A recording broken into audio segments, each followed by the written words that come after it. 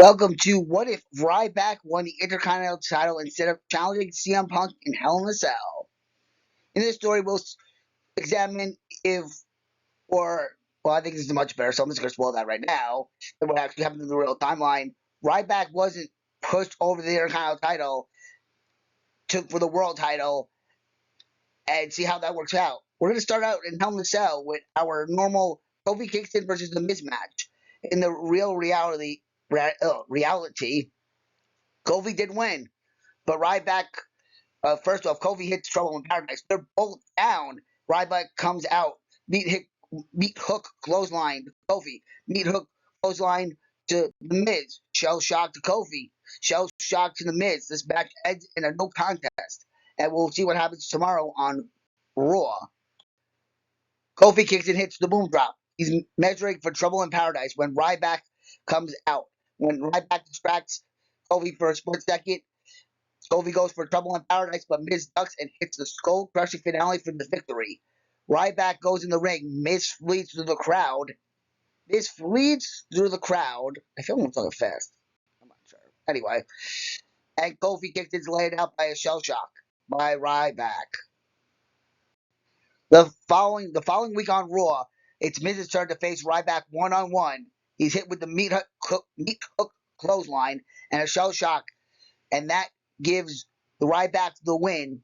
And later in the night, it's announced that at Survivor Series, it will be a triple threat for the Intercontinental title between Ryback, The Miz, and the champion Kofi Kingston.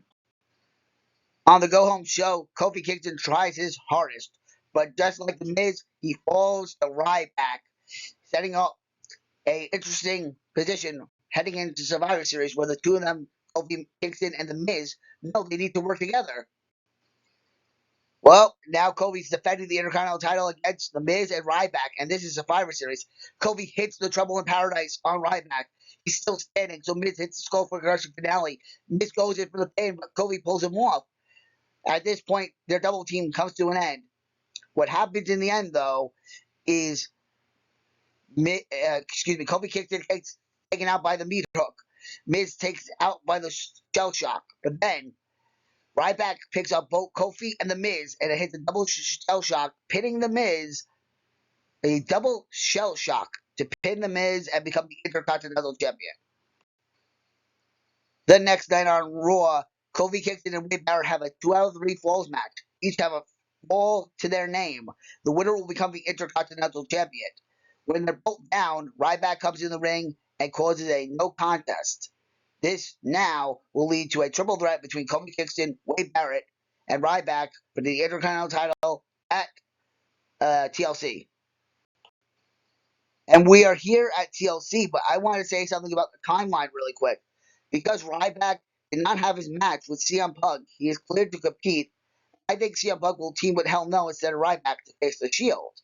That happens the same with the Shield winning, but now Ryback's going to retain the Intercontinental title, hitting with against Kofi Kingston and Wade Barrett, and he's going to pin Kofi Kingston. So Kofi Kingston is now out of this situation, other than what happens tomorrow night. It's tomorrow, it's Monday Night Raw, and Wade Barrett does defeat Kofi Kingston. He gets on the mic and says, I'm afraid I've got some bad news, Ryback. You didn't beat me, so on the New Year's edition of Monday Night Raw, I would demand an Intercontinental Championship match, which is granted. The match is granted, and it has set to happen on the New Year's edition of Raw, which is this slide. Ryback retains the Intercontinental title against Wade Barrett. And I would just like to remind you, all pictures are found on Google and copyright to the right owner. And Ryback then says he's declaring for the Royal Rumble after this victory, and his undefeated streak will conquer the Royal Rumble. But we'll see at the Royal Rumble, but we got one stop before the Royal Rumble. Ryback gives an open challenge. Ryback gives an open challenge on the final Raw before the Royal Rumble. The Great Khali answers it. The Great Khali does have Ryback in a few situations where he almost loses the title, but Ryback hits that shell shock and is able to defeat the Great Khali and head into the Royal Rumble as the Intercontinental Champion. Unfortunately for good old Ryback, things are going to happen the same as they did in the real timeline where John Cena eliminates him. I'm also going to use this slide to talk about Monday Night Raw because Ryback wants John Cena, but John Cena says there will be a time and a place, which he doesn't know when. But in the meantime, Randy Orton will be taking Ryback's spot in the real timeline to team with John Cena and Sheamus to take on the Shield at the Elimination Chamber, and Ryback will take Randy Orton's spot in the original timeline to be in the Elimination Chamber match. You can see the graphic of what the original timeline was. Just replace Ryback with Randy Orton, and we're here in the Elimination Chamber. Ryback hits the meat hook clothesline to eliminate Mark Henry, and Mark Henry hits the World's Strongest Slam on the steel, and kayfabe injures Ryback, taking him out of the match. This will lead to the eventual real-life timeline match with them at WrestleMania in this story. We are at WrestleMania now, and the two matches stay the same. Although now the Miz defeats Wade Barrett in a number one contenders match, and Ryback loses to Mark Henry in an Intercontinental Title match, which makes Mark Henry the Intercontinental Champion.